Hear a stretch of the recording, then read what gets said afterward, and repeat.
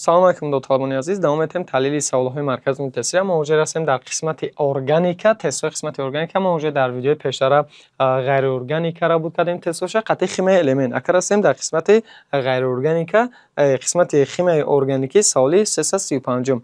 Акар нигоҳ кунем бачаҳо, барое ки ин саволҳои органикаша бифаҳмӣ хуштар кор кунӣ, ранги қисмати химияи элементи ғайриорганика нест. Мисоли яхи мавзӯъш агар нахонда бошӣ кор карда битонӣ. Инҷа органика мавзӯъ муҳимтаре. Барое ки ту бифарза ки 40% бигӣ, ту бояд аввал мавзӯъи ҳами органика ҳамаша бидонӣ. Мисол ба кадом синф мансуб аст, синфи спиртҳо чия, синфи кислота карбонӣ чия. Ҳар якиро бояд чӯ кунӣ дар мавзӯи органика бояд хондагӣ бошӣ бидонӣ. Агар ки хондагӣ набошӣ, видеои қисмати органика дар телеграм канал, дар ютуб канал ҳаста. Уҷаам чикор кунен тамошо кунем мавзӯъҳоша. Барое ки ҳозир ман агар бифаҳмонам, агар дар бораи мавзӯи органика хондагӣ набошӣ, камтар мушкилат мешавад. фаҳмо? Анка саволи 335 сар мекунем. Мегӯяд модда ба кадом синф мансуб аст? Шумо синфа нигоҳ кунед, инҷа формулаша нигоҳ кунед. CH2OH вардагай. OH гурӯҳи функсионали спиртҳо, яъне OH гурӯҳи гидроксилӣ мегӯянд. Дар синфи чӣ дохил мешавад? Спиртҳо. CH2OH. Синфи чӣ дохил мешавад? Спирт. Кислота карбонӣ чӣ мешавад? Барои ки кислота COH буд ку. Кислота COH аст. Сиклоакан хай сиклоакан бигем ҳалқаи сиклоакан дорем мекунем. Синфи чӣ дохил мешавад? Спиртҳо. Фенол нест, фенол тоқа OH дора. OH ҳалқаи бензоливо OH. Яъне варианти B, C, D намешавад. 336. Модда ба кадом синф мансуб аст? Ҳамира биём дар шакли структурӣ овардагӣ, биём ҳамира дар шакли мисол молекулавӣ ним структурӣ бинависем. Чабор CH3 ина карбони якимон CH3, баъд CO ина дим карбонай C, баъд OO, дута оксиген дора. фандеси CH3, CO, CH, CH3, CH3, CH3, CH3. ин ба кадом синф мансуб? Ба синфи эфирҳои мураккаб, эфири мураккаби изопропил ацетат. Дута CO, дута оксиген дошта шуда ва чӣ эфири мураккабе. Фаҳмо? Кислота карбонӣ не, ангидид не, эфирҳои чӣ? Мураккаб. Саволи 337. Модда ба кадом синф мансуб аст? Ирам ба чӣ синф мансуб? Ба синфи эфирҳои мураккаб. Амира CO, CH3 ки ранги ами, яъне COO, CO, CH3. Ирам ба кадом синф мансуб аст? Синфи эфирҳои мураккаб. 338. Мувофиқаи номенклатураи байналхалқӣ моддаи зерин чӣ ном дорад? Бисёр ҳамин талабаҳо мераванд амира хато мекунанд. Барои чӣ мегӯянд ки хай айс ҳисоб мекунанд, мегӯянд карбони якум 1,1 диметил пропанол 1 мегӯянд ки бо дар ҷавобҳо аст ҳедеси. Ин вообще ҷавоби дуруст чида наметавонад. Чӣ ба? Барои ки мо вақте ки номгузорӣ мекардем дар органика занҷири даросарӣ мегуфтем. Дадтон аст занҷири даросарӣ. Занҷири даросарӣ гуфтан не ҳозир занҷири рости мо се карбон дорад. Агар ихе ҳисоб кунем чӣ? Мисол ихе ёки ихе ёки ихе ҳисоб кунем 4 карбон мешавад. Мисол карбони якумо агар CH3 бошад, карбон дуюмо ибай, карбони сеюмон ия, карбони чорумон чия? Иш. Фаҳмо? Айсар ами се амиёра бо бинайса кина. Не мисол якуме нестем. CH3 и карбон чандумон буд? Якумон. Дуюм карбон чӣ буд? Се холи. Сеюм карбон чия? CH2, чорум карбон чия? CH3. Фаҳмидасен? Ана ки дами карбон дуюми мо OH чия? CH3. Ина OH дора, бо чӣ дора? CH3 дора. CH3 карбон дуюмон OH дора ва чӣ дора? CH3 дора.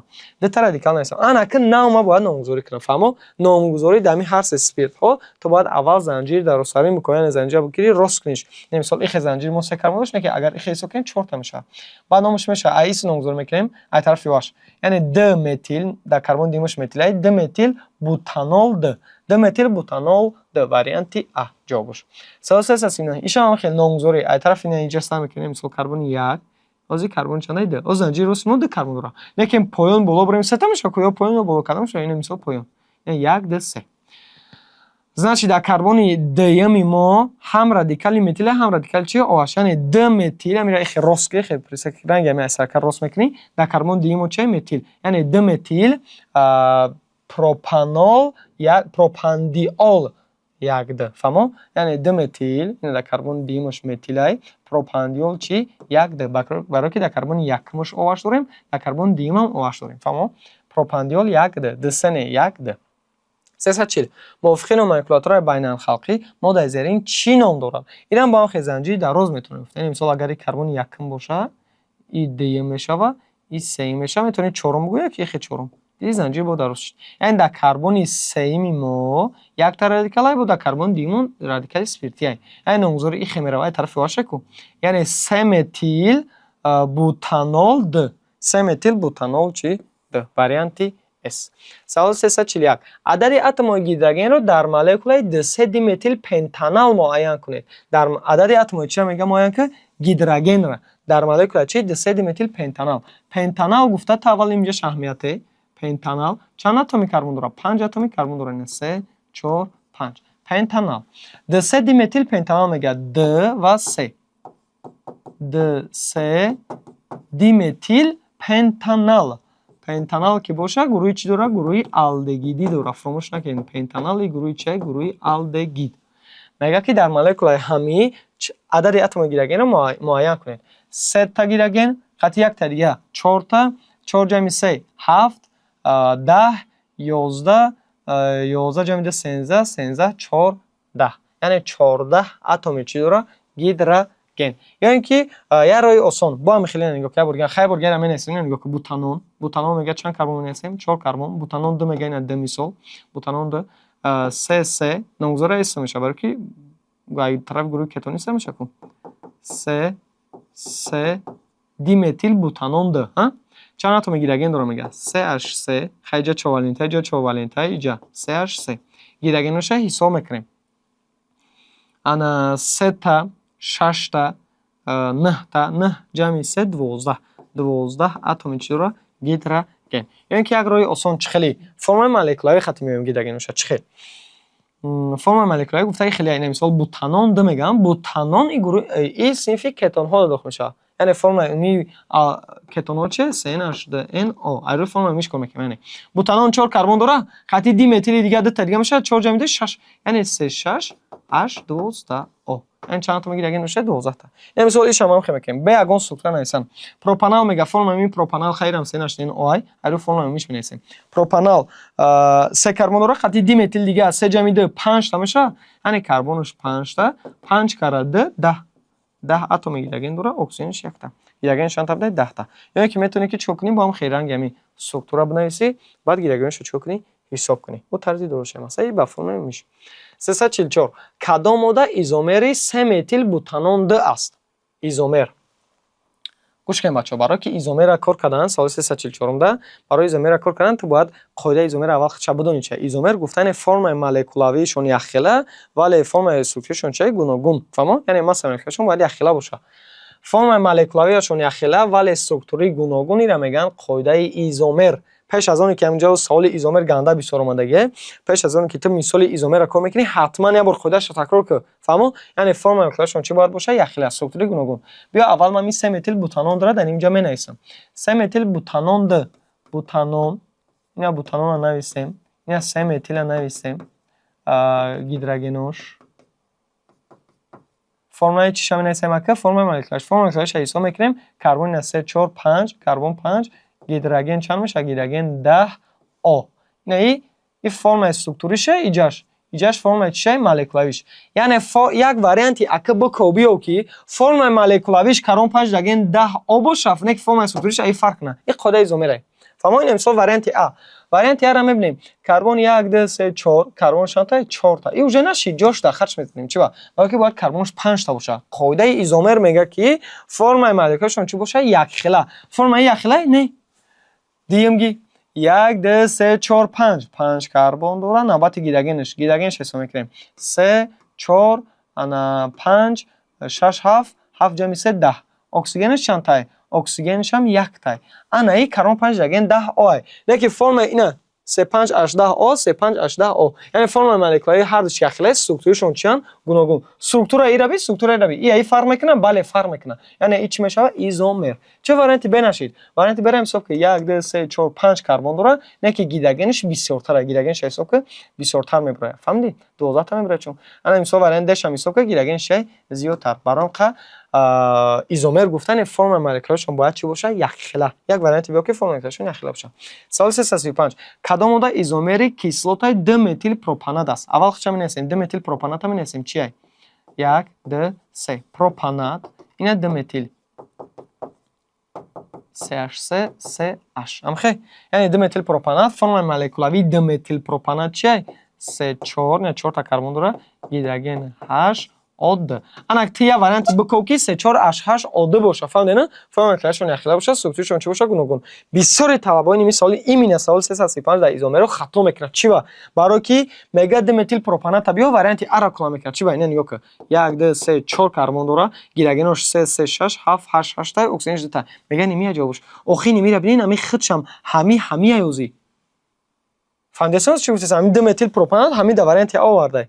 Яъне این متل ایسکه ایرا پونتا فور استابیون رنگ همیشه نگاه کن فرم مولکولویش هم یخلای سترکتوریش هم چه یخلا ایزومر اوخلی نیست که فرم مولکولی یخلا باشه سترکتوری یخلا باشه باید ایزومر ده فرم مولکولیشون یخلا باشه درست فرم مولکولیشون یخلا لیکن سترکتور خطی باید فرق کنن سترکتور خطی فرق نکردن کو برای اون وارنتی آ نمیشه وارنتی آ قبول نکنی وارنتی برامونیم 1 2 3 4 5 تا کربن داره اونجا باید چند تا باشه 4 تا وارنتی بنشید چی با برای که کربنش زیادتره فرم مولکولیشون یخلا نیست وارنتی اس می‌بینیم 1 2 3 4 تا کربن داره 4 تا کربن درست گیدگن 2 5 6 گیدگنش چند تا 6 تا اکسیژنش 2 تا نه که ما دا باید گیدگنش چند تا باشه 8 تا وارنتی اس میشه خیلی وارنت دمیش از چی نه کربنش 1 2 3 4 تا گیدگنش 3 3 6 7 8 8 تا اکسیژنش 2 تا یعنی فرم مولکولیشون یخلای نه که سترکتور خطشون میکنن فرق میکنن اینا میگن چی ایزومر سوال 346 کدام ماده ایزومری کیسلات د امینو بوتانات است بوتانات 4 کربن داره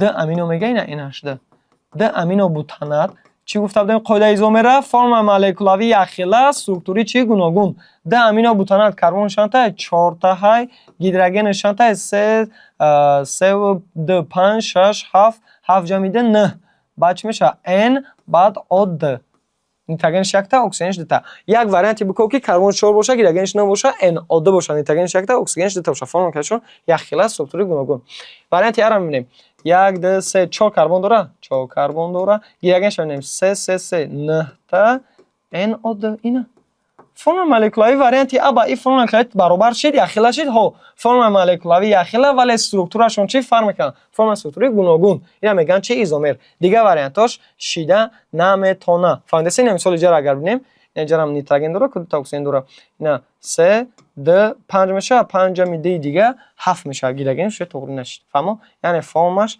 توری نمیگه فرم مولکولی باید چی باشه یخلا باشه استرکتور گوناگون سوال 347 کدام ماده ایزومرن کدام ماده ها چیان ایزومر با ایزومر پرسیسای فرم مولکولاوی باید چی باشه یخلا استرکتوری گوناگون پروپانول 1 و پروپانال فرم مولکولاوی ای از این فرق داره فهمیدین نه پروپانول گیدروژنش زیادتر نسبت به پروپانال فروکتوزا و ساخاروزا فروکتوزا ای گکسوزا بچا فروکتوزا ای 36 اش 12 او 6 فروکتوزا و ساخاروزا میگه ساخاروزا چه کربن 12 گیدروژن 22 او 11 های فروکتوزا فرم مولکولشون یخلا نکوخی ما باید یخلا باشه فرم مولکولش افیری دی اتیل و بوتانول افیری دی اتیل چیه 3H5 او 3H5 و چی میگه بوتانول ده بوتانول 3,4H9 OH اگه فرم مولکولش ترتیب ده کربن 2 و 2 4 تا میشه کربن 4 تا گیدروژن 5 و 5 10 میشه 9 1 5 اکسیژن 6 تا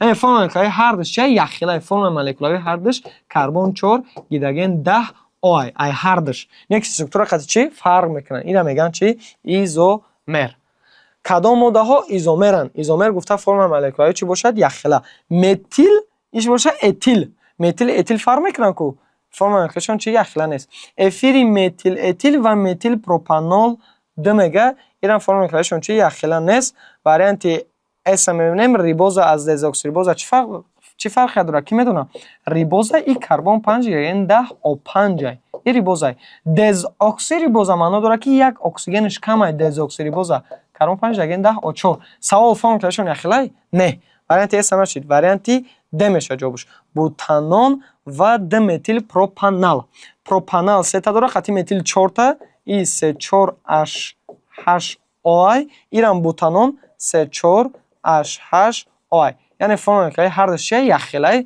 استرکتور خطی چی فرق میکنن سوال 349 کدام ماده ها ایزومرن ایزومر با گفته سایه بچه دسته چقدر سوال ایزومر بسیار اومده شما باید یک قاعده عادی را یاد گیرین اگر اون را یاد گرفتین همش تقریبا میکنی فرم مولکولاوی اشون یخلا استرکتوری باید چی باشه گوناگون وریانت ا بوتانول 1 و 2 متیل پروپانال اینا نگاه که بچه بوتانول یک و پروپانول ما گفتم که سپیرت با پروآلدگید ایزومر شدن نمیتونن. چی با؟ برای که آلدگید ده تاگیدگینش کم از بوتانول، یعنی فرمولشون یخیلا نیست.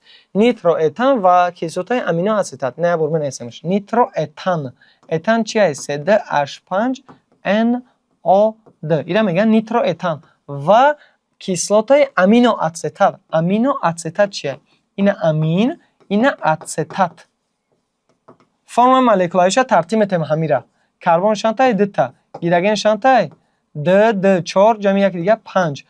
نیتروژنش یک تا، اکسیژن شانتای دتا. اینا فرم مولکولای هر دو چی یک خلای، نه که استراکچرشون چی فرق میکنن. اینا میگن چی ایزومر.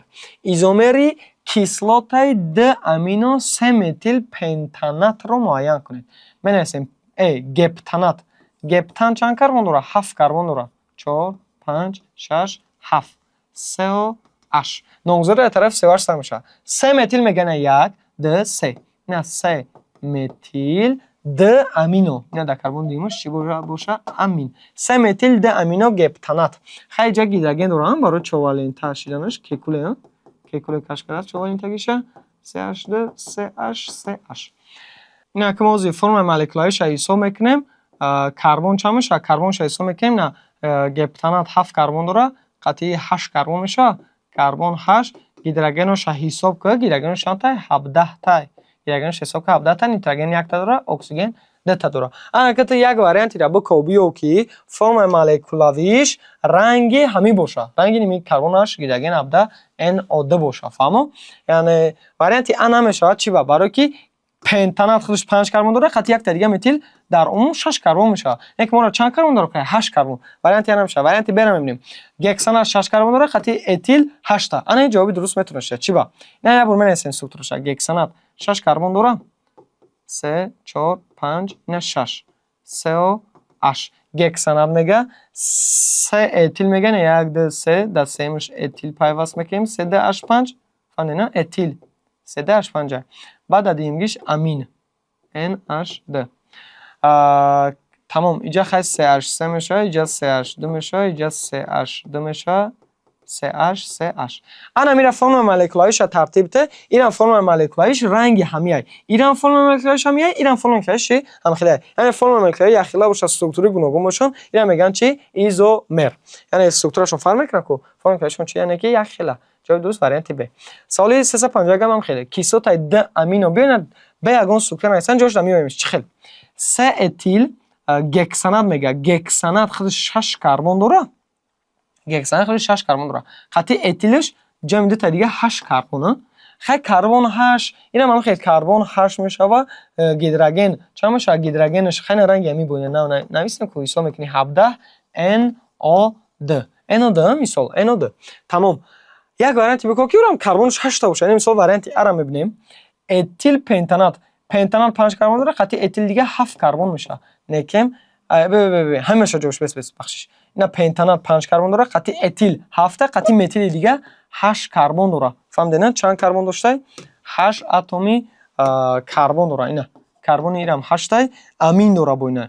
کربنش هیدروژن 17 NO2. یعنی ایران فرم مولکولایش رنگی همه ماده پرستگیشه. فرم مولکولایشون اخلاق استراکچرشون بنویس فرق میکنه. چه مثال واریانت بنشید برای که جا پنتانات اتیل داره. اتیل پنتانات چی میشه؟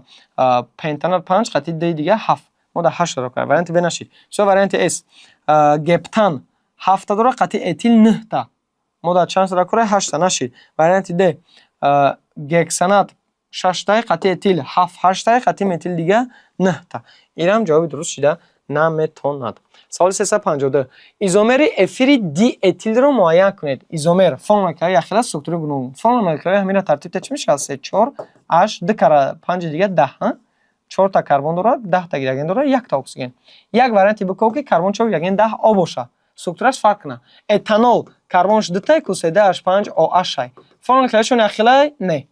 واریانت ب بوتانول 3 4 8 9 OH. این فرم چه؟ بوتانول 3 4 8 10 O. یعنی فرم که هر دوشان یک خلان نه که استراکچر خاطر چیکار میکنن؟ فرق میکنن. اینا چی میگن؟ ایزومر. با ایزومر یک د دیمتیل سیکلوپروپان. سیکلوپروپان اینا حلقه بنزول، حلقه سکنجا مقصد سیکلوپروپان اینا یک مجده متیل داره، دی مجده هم چی داره؟ متیل. یک ده دی متیل سیکلوپروپان. فرم مولکولایش ترتیب ده 3 کربن خود ده دیگه 5 تا گیدرگنش حساب که 10 تا. کربن 5 دگین 10. کدام واریانت کربن 5 دگین 10 های. واریانت هر اگر ببینیم سیکلوبوتان 4 کربن داره، خط دی متیل دیگه کربن چند تا میشه؟ 6 تا. نشید. واریانت ب پروپان ای کربن ای سیکلوالکان ای پروپان از الکان از سیکلوالکان ده گیدرگن زیادی داره. برام ایران فرم کلاشون چی اخیلش ده نمیتونم.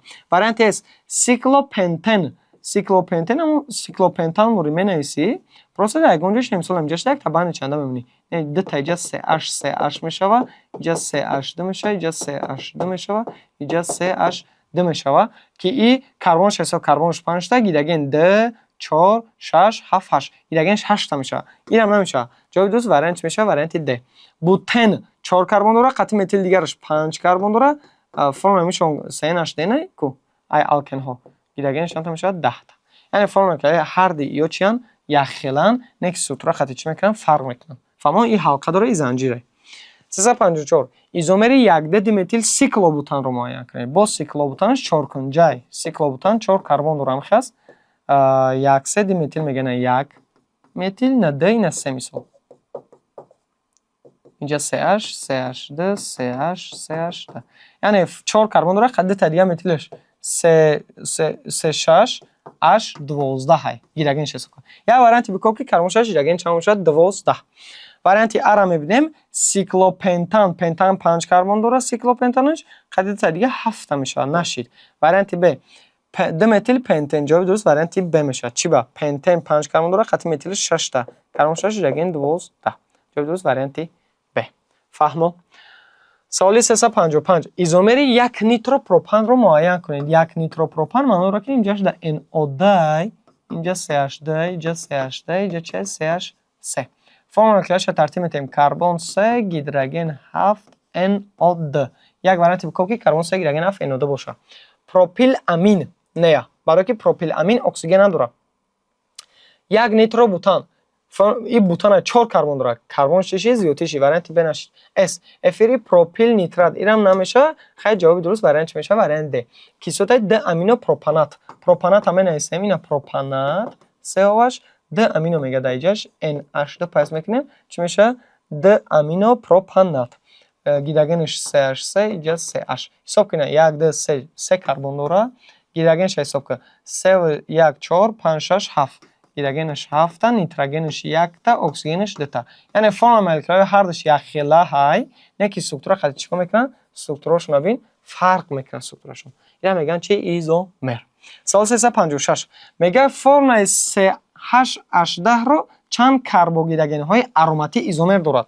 کربوگیدرگن های اروماتی ایزنش ارن کربن 6 تا. ما کربن 6 نمونه یکمی ارن ها بنزول دیمش طلال با سیمش اتیل بنزول 8 کربن داره. یعنی چی؟ اتیل بنزول یکم ایزومرش خودش میشه همین اتیل بنزول. حلقه بنزولی ارن گفته سکو حلقه بنزولی رو منویسی. مثال یکم یا 3H5 پیاس میکنی. انمی ای چیه؟ ایزومر یکمی اتیل بنزول نمیشه. خودش اتیل بنزول های اتیل بنزول. ای چه گفتیم؟ اتیل بنزول. فهمو؟ دیمگی ایزومر شه. من میتونم که همین دو تا رادیکال یک تا رادیکال اتیل داره که دو تا متیلش کنم. اتیل ده کربن داره. دو تا رادیکال چیش کنم؟ متیل. رادیکال چی گفتیم؟ رادیکال متیلش میکنیم. اینا. مثال یک تا متیل شده اینجا پس میکنم. دو تاش کنیم که یک تا دیگه شده اینجا پس میکنیم اینجاش. کی نام داره چی؟ ارتوکسیلول. ارتوکسیلولش میگن یا چی با ارتوکسیلول میگن؟ اینو ترکیب بگیم. ارتو معنی داره که یک ده. یعنی در کربن یکم دیمش چند تا متیل؟ دو تا. یک ده دی متیل. یک ده دی متیل چی؟ بنزول. این حلقه بنزولی داره. بنزول. یک ده دی متیل بنزول که چی میگن؟ ارتوکسیلول. سمگی ایزومر. من میتونم که در سمگی ایزومرش همین متیل یک تاشه اینجا رو بیارم پیاس کنم. فهمیدی؟ ها ایزومر گفتن فرم مولکولاوی اخلاق سوکتوری چی گوناگون. اینا یک متیل شده اینجا پیاس میکنم، یک دیگه شده چی اینجا پیاس میکنم. کی نام داره چی؟ متاکسیلول یا یک سه دی متیل بنزول. اینجا یک ده بود ایش یک سه میشه.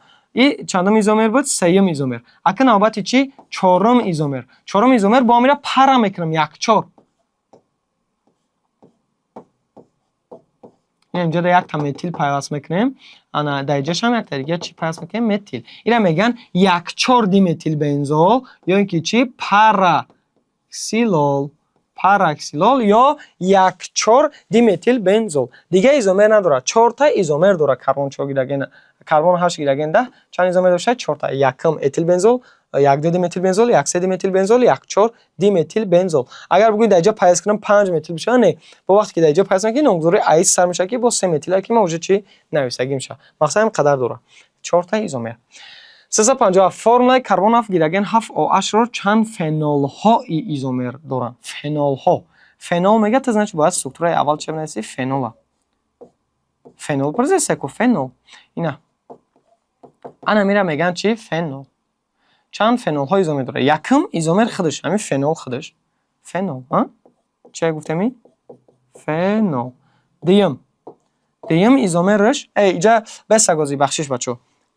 اینجا متیل داره که کربنش 7 تا فنول نام نداره یو با قطعش چی داره؟ یک تا دیگه متیل داره. این مثال در اینجا شدم متیل پیوست میکنم. انا کربن 7 حاضر ایجاد کربن 6 گیرگن 5 OH بود. یکی کربن 7 که باشه یک تا دیگه با قطعش متیل داره. کی را میگن د متیل فنول. د متیل فنول یا که ارتوکرزول. زول. اینا من نه نیستم شد اکسیلول. اکسیلول چی بود؟ حلقه بنزولی یکی دو تا رادیکال متیل داشت. ارتوکسیلول یک دای، متاکسیلول یک سه ای، پاراکسیلول یک چهار ای. با داریم چی؟ کرزول. کرزول ای بجای یک تا متیلش یک تا چی پیوست شده؟ OH. کی را میگن ارتوکرزول یا اینکه چی؟ د متیل فنول. د متیل فنول. دی ایزومر. میتونم که همین متیل پایینتر بیارم در کربن سهمش پیوست کنم. رنگ می بو. رنگ می ایزومر که نام کردیم کو؟ اینا OH در جاش مسته اینجا جا پیوست میکنیم که اینا اون داره چی؟ متاکسیلول. متاکرزول. متا چی؟ کرزول. یا 3 متیل فنول. ایزومرهای فنول شا میگم معین که فهم دیگه فنول شا. اینا فنول. با هم میره با منویسیم. با هم فنول هم منویسی اول. فنول هم منویسی. بعد چی پیوست میکنیم؟ متیل شا.